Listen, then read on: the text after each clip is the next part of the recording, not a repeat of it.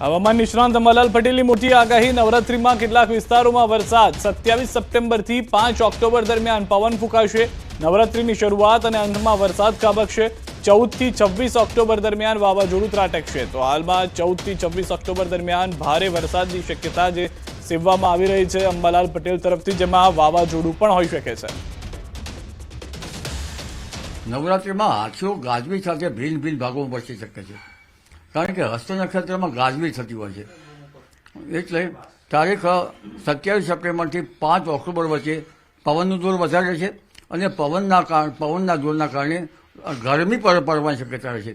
એ ગરમીથી એક સ્થાનિક વરસાદના મંડાણ થવાની શક્યતા રહે છે, જેના કારણે નવરાત્રિની શરૂઆતમાં અને ચિત્રા નક્ષત્રમાં તારીખ 9, 10, 11 અને 12 ચિત્રા નક્ષત્રમાં પણ કેટલાક વરસાદ થવાની શક્યતા રહે છે, પણ ત્યાર પછી વાવાઝોડા થવાની શક્યતા રહે છે.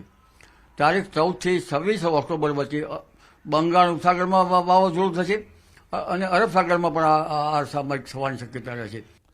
તો વરસાદી સિસ્ટમ કેવી હશે અને ક્યાં ક્યાં અસર કરશે તે અંગે વોલથી સમજીએ અમારા સહયોગી સંધ્યા પાસેથી.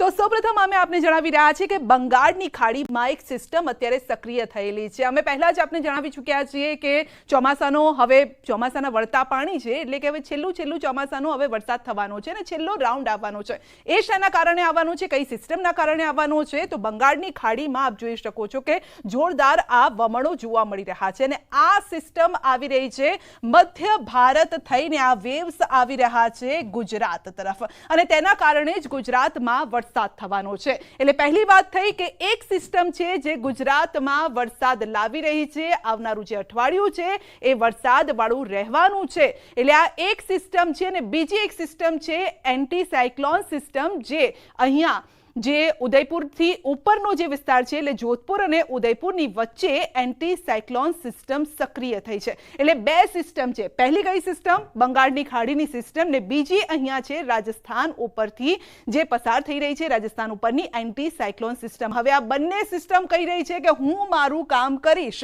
સવાલ એ છે કે જો બંને સિસ્ટમ પોતાનું કામ કરે તો શું થાય? તો બંને વચ્ચે, આપણે ગુજરાતીમાં કહેવત છે ને, સૂડી વચ્ચે સોપારી, કંઈક એવો જ ઘાટ અહીંયા પણ ઘડાવવાનો છે. અને વચ્ચે જ્યારે સોપારી થતી હોય, બંને સિસ્ટમ જ્યારે પ્રેશરમાં આવતી હોય ત્યારે તેની અસર, બંને જ્યારે આ કોમ્પેક્ટ થાય તો તેની અસર આપ જોઈ શકો છો કે અહીંયા એક સિસ્ટમ હશે જે અહીંયા ધક્કો મારશે અને અહીંયાથી જે વેવ્સ આવી રહ્યા છે મધ્ય ભારતથી તે ઉપર તરફ ધક્કો મારશે અને જેના જ કારણે ઉત્તર ગુજરાતના કેટલાક વિસ્તારોમાં વરસાદ થશે. અને આ આગાહી અમે જ નહીં પરંતુ આગાહીકારો પણ કરી ચૂક્યા છે.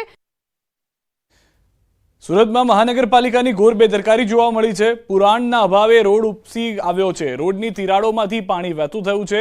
સુરતના યોગી ચોક વિસ્તારમાં મહાનગરપાલિકાની બેદરકારી સામે આવી છે. રોડ બનાવતી વખતે યોગ્ય પુરાણ ન કર્યું હોવાથી પાણીના ફુવારા થઈ રહ્યા છે. હાલમાં રોડ વચ્ચેથી ઉપસીને તૂટી જતા વાહન ચાલકો હેરાન પરેશાન થયા છે. તો બીજી તરફ રોડમાંથી પાણી નીકળ્યું હોવાના દ્રશ્યોથી લોકોનું કુતૂહલ પણ જોવા મળી રહ્યું છે. મહેસાણાથી સમાચાર. ગણપત યુનિવર્સિટીમાં નમાજ પઢવાનો મામલો. વિવાદ બાદ યુનિવર્સિટીના પીઆરઓનું નિવેદન. નવા વિદ્યાર્થીઓને નિયમની ખબર નહોતી, ફરી આવું નહીં થાય તેવી ખાતરી આપવામાં આવી છે. વાતનો ઉકેલ આવી ગયો છે. ભીખેશ ભટ્ટનું આ નિવેદન છે. તો મહેસાણા કેરવા સ્થિત ગણપત યુનિવર્સિટી ફરી વિવાદમાં આવી છે. ગણપત યુનિવર્સિટીમાં વિદ્યાર્થીનો નમાજ પડતો વિડીયો વાયરલ થયો હતો. નમાજ પડતો વિડીયો વાયરલ થતા હિન્દુ સંગઠનો દ્વારા વિરોધ કરવામાં આવ્યો છે. યુનિવર્સિટીના ગેટની બહાર હનુમાન ચાલીસા કરી હિન્દુ સંગઠનોએ વિરોધ નોંધાવ્યો છે. જે રીતે દ્રશ્યો જોવા મળી રહ્યા છે, વિરોધની અંદર જે હિન્દુ સંગઠન હતું તે પહોંચ્યું હતું. હનુમાન ચાલીસા કરવામાં આવી. બીજી તરફનો આ વાયરલ વિડીયો આપ જોઈ રહ્યા છો કે જ્યાં આગળ યુનિવર્સિટી કેમ્પસમાં જ નમાજ પઢવામાં આવી રહી છે. જે વિદ્યાર્થીઓ છે તે ખુલ્લેઆમ નમાજ પઢી રહ્યા હતા અને તેના કારણે આ વિવાદની શરૂઆત થઈ છે. જ્યારે અમે અને અનેક મીડિયા જૂથે પ્રયત્ન કર્યો કે આની સચ્ચાઈ શું છે તે જાણવામાં આવે, ત્યારે તેઓ તરફથી નિવેદન જે પીઆરઓ તરફથી આવ્યું છે, તેમણે કહ્યું કે નવા વિદ્યાર્થીઓને નિયમની ખબર ન હોવાને કારણે આ પરિસ્થિતિનું નિર્માણ થયું છે. ગણપત યુનિવર્સિટી પાસે એમણે બાંહેધરી માગી કે હવે આવું ન થાય તે જોજો, અને ગણપત યુનિવર્સિટીએ વચન આપ્યું છે કે કંઈ વાંધો નહીં, અમને પણ આ તો ખબર નહોતી ને વિદ્યાર્થીઓ નવા હોય તો એમને પણ ખબર ન હોય, એટલે હવે અમે ધ્યાન રાખીશું. અને આ રીતે આ એક નાનકડી વાતનો ઉકેલ આવી ગયો છે.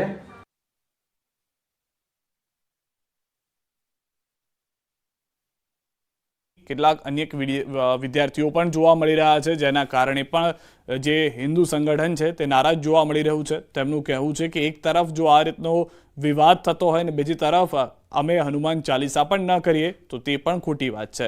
તો જેને લઈને આખો મામલો જે છે તે વકર્યો છે. ગણપત યુનિવર્સિટી વિવાદમાં આવવાનું કારણ જે સૌથી પહેલો વાયરલ વિડીયો જે તસવીર જોઈ રહ્યા છો તે છે. ત્યારબાદની આ પ્રતિક્રિયા આવી છે કે જેમાં ચાલીસાનું પઠન કરવામાં આવ્યું હતું. આ તરફ ફરિયાદ થાય તે પહેલા જ ગણપત યુનિવર્સિટી તરફથી વિદ્યાર્થીઓને બોલાવી લેવામાં આવ્યા, તેઓની સાથે વાતચીત કરવામાં આવી. એ વિદ્યાર્થીએ જણાવ્યા પ્રમાણે જે રીતે ભીખેશ ભટ્ટને આપણે સાંભળ્યા કે જેઓ પીઆરઓ છે, તેમનું કહેવું એ વાતનું છે કે તેઓએ જ્યારે યુનિવર્સિટીમાં આવી અને બાંહેધરી મંગાવી છે વિદ્યાર્થીઓ પાસે, ત્યારે વિદ્યાર્થીઓ નવા હોવાથી નિયમની ખબર ન હોવાની વાત કરી છે અને ફરી આવું નહીં થાય તેવી ખાતરી પણ આપવામાં આવી છે. અને જેના કારણે આ વાતનો ઉકેલ આવી ગયાનો દાવો ભીખેશ ભટ્ટ કરી રહ્યા છે કે જેઓ પીઆરઓ છે, પરંતુ હિન્દુ સંગઠનો તરફથી આ વાત માન્ય નથી. તેઓનું કહેવું છે કે આ માફી માંગવી કઈ રીતે થયું તે વિશે કોઈ જાણકારી આપવામાં હજી સુધી નથી આવી. મહેસાણાની આ ખેરવા સ્થિત ગણપત યુનિવર્સિટી છે, તેના દ્રશ્યો આપ જોઈ રહ્યા છો. અને સમાચાર પર નજર કરીએ. સુરેન્દ્રનગરના રતનપરની સંજીવની સોસાયટીમાં પીજીવીસીએલની ટીમ સાથે બબાલ થઈ છે. સ્માર્ટ મીટર નાખવા બાબતે થયેલી બોલાચાલીનો વિડીયો વાયરલ થયો. રોષે ભરાયેલા વીજ ગ્રાહકે કર્મચારીને થપ્પડ લગાવી દીધી. વાયરલ વિડીયો સંજીવની સોસાયટીના હોવાનું ખુલ્યું છે. સોલાર પેનલ લગાવેલા ગ્રાહકને ત્યાં કોઈ પણ જાતની જાણ કે નિયમ વગર દાદાગીરી કરતા માથાકૂટ થઈ. મીટર નાખવા ગયેલા વીજ કર્મીઓનો વિરોધ કરી રોષ દાખવ્યો. વાયરલ વિડીયોની ન્યૂઝ 18 ગુજરાતી પુષ્ટિ નથી કરતું. દ્રશ્યો આપ જોઈ રહ્યા છો. જે ગ્રાહક હતા તેમનું કહેવું છે કે અમારે સોલાર પેનલ નાખેલી છે, તેમ છતાં વીજ મીટરને બદલવાની વાત છે અને કમ્પલસરી બદલવામાં આવે, દાદાગીરી કરવામાં આવી છે તેવું પણ જણાવવામાં આવ્યું છે. બીજી તરફ માર મારવામાં આવી રહ્યા હોવાનો પણ આ વિડીયો આપ જોઈ રહ્યા છો. જે સ્થાનિક દ્વારા કરવામાં આવી છે હરકત, તે પણ વાયરલ થઈ હોવાની જાણકારી મળી રહી છે. સ્માર્ટ મીટર નાખવા બાબતે આ ડખો થયો હતો. સ્માર્ટ મીટર કે જે પહેલા જ વિવાદમાં આવી ચૂક્યું છે, અનેક લોકો તરફથી વાત કરવામાં આવી છે, દાવો નથી થયો તે વાતને લઈને, પરંતુ જ્યારે આ ઘટના ઘટી હતી ત્યારે પણ ત્યાં વિડીયો વાયરલ થયો હોવાની જાણકારી મળી રહી છે.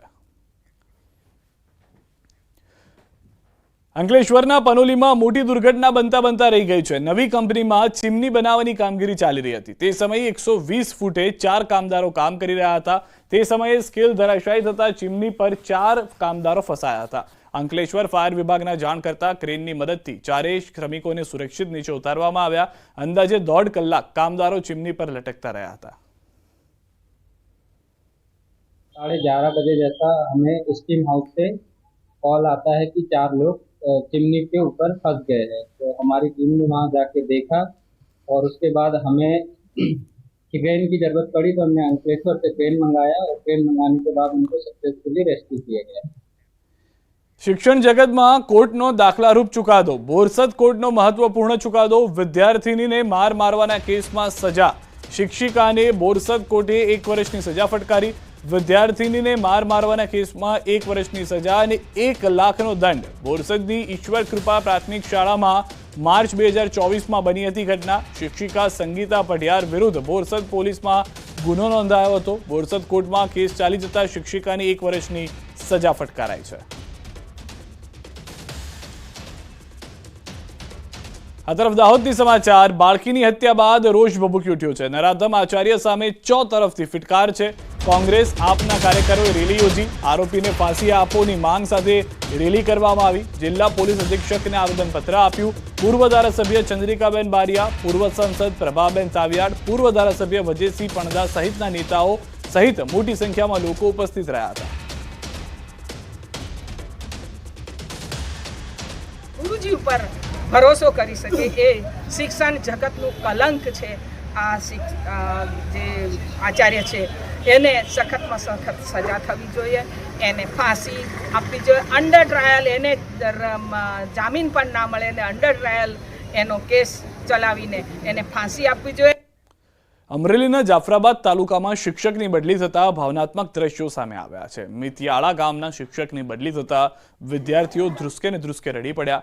મિતિયાળાની શાળામાં બાળકોના પ્રિય શિક્ષકની રઘુ રમકડા તરીકે ઓળખ હતી. શિક્ષકની તેમના વતન માંડવાડમાં બદલી થતા બાળકો અને વાલીઓએ અશ્રુભીની આંખે વિદાય આપી. સાથે જ અશ્વ પર સવાર થઈ વિદાય આપવામાં આવી. શિક્ષક રઘુ રમકડા બાળકોને ગમ્મત સાથે જ્ઞાન આપતા હતા અને ગ્રામજનો સાથે પણ હળીમળીને રહેતા હોવાથી અલગ આત્મીયતા હતી. રાજ્યના શિક્ષણ વિભાગે પણ તેમને અનેક વખત પ્રોત્સાહિત કર્યા છે.